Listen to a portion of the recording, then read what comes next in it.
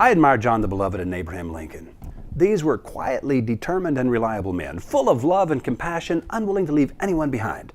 But if I'm honest, I must admit I'm actually more similar to Simon Peter and Teddy Roosevelt, blustering and thundering, quick toward combat, often causing more pain than I realize. There are a few Lincolns in America, but the spirit of Teddy is everywhere you look. Teddy Roosevelt would have liked hockey and football. It is always dangerous to generalize, but the American people, while infinitely generous, are a hard and strong race. And, but for the few cemeteries I've seen, I'm inclined to think they never die. Margot Asquith. Margot Asquith was an English socialite, author, and wit. Dorothy Parker was an American socialite, author, and wit.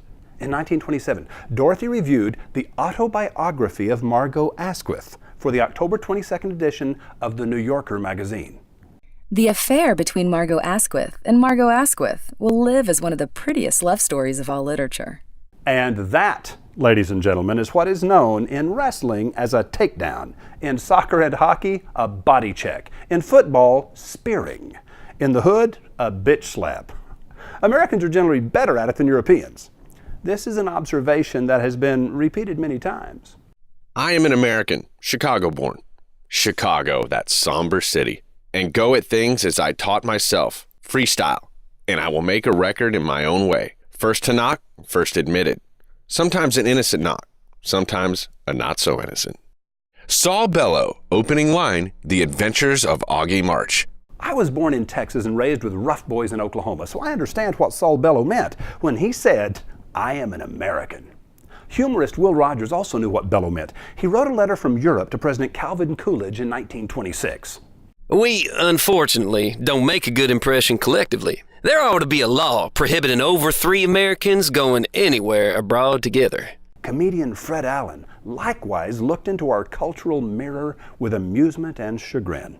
The American arrives in Paris with a few French phrases he has culled from a conversational guide or picked up from a friend who owns a beret. Another comedian, Paul Rodriguez, said in 1987, War is God's way of teaching Americans geography. Ouch. But the most devastating criticism came from the pen of John Steinbeck. Americans are remarkably kind and hospitable and open with both guests and strangers, and yet they will make a wide circle around the man dying on the pavement. Fortunes are spent getting cats out of trees and dogs out of sewer pipes, but a girl screaming for help in the street draws only slammed doors, closed windows, and silence. John Steinbeck. That these criticisms come from within our own circle gives me hope and a sense of pride.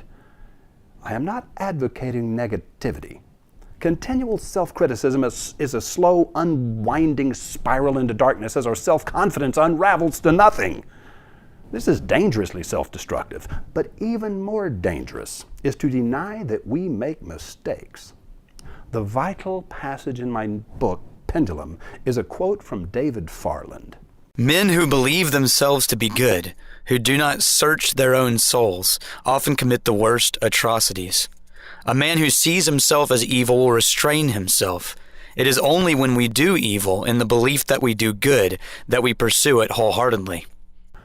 I believe it is wise to search our own souls as we approach New Year's Day.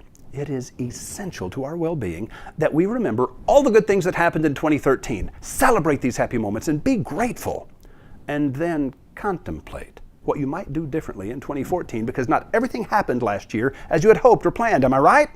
I'm talking about looking back and looking forward with an open heart and an open mind. Do you own a business?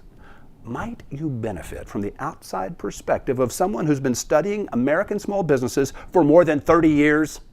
I'm talking about you and me spending an hour and a half together. I'm willing to do this for free. Here's what's up.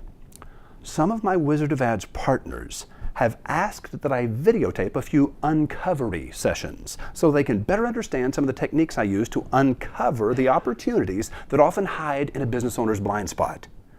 The uncovery is where great marketing plans begin.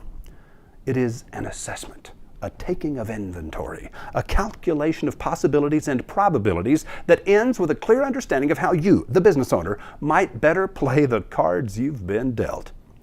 Do you remember how Dorothy finally makes it in to see the wizard, only to learn that she's had what she needed all along? She's been wearing the ruby red slippers since the beginning of the movie.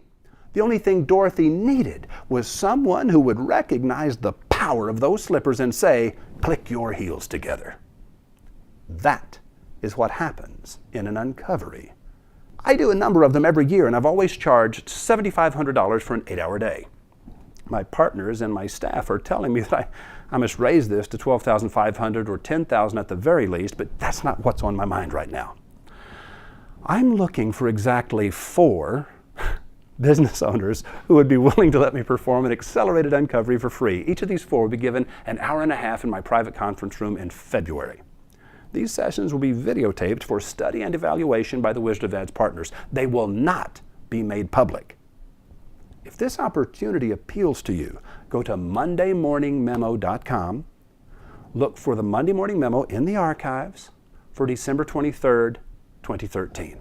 If you're a regular viewer of the Monday Morning Memo, you'll realize that my end-of-the-year introspection has been more protracted this year than usual. This is the 5th week in a row that I've talked about motives rather than methods. Please accept my apologies and allow me to explain. Constructing this last bit of the Wizard Academy campus has been like finishing a good book. I plunged into this project 10 years ago and could hardly wait to get to the end, but now that I'm at the end of the book, I'm sort of wish I wasn't. I'm dumbstruck that 10 years has gone by. Yet I'm also very excited to get started on a couple of novels and a screenplay that I haven't had time to work on until now. You can expect to see new classes announced at Wizard Academy in 2014 as our energy will be focused on developing the intellectual property of the Academy rather than its physical facilities. 2014 is going to be a fabulous year, not just for me and Wizard Academy, but for you and your efforts as well. Trust me on this. The signs are all around us. Merry Christmas. I'm Roy H. Williams.